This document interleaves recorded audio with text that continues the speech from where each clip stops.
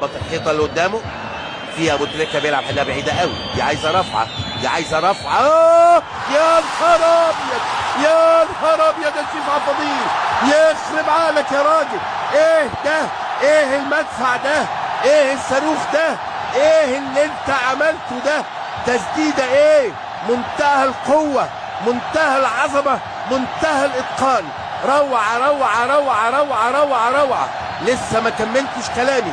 قلت لحضراتكم لابد ان حسام حسن يستثير في لاعبيه ذكريات ال6 دقائق الاولى، لكن شريف عبد الفضيل تسديده ايه ده؟ ايه ده؟ لا يسأل عنها اطلاقا عبد الواحد السيد. شريف عبد الفضيل اخذ سطور الجزار المره دي وشاطها حلوه حلوه حلوه حلوه. يا ولد يا ولد يا ولد يا ولد، جميله جميله جميله جميله جميله على شمال عبد الواحد السيد، لا يسأل عنها اطلاقا. روعه الروعه يا شريف عبد الفضيل، وتتعادل الامور مره ثانيه.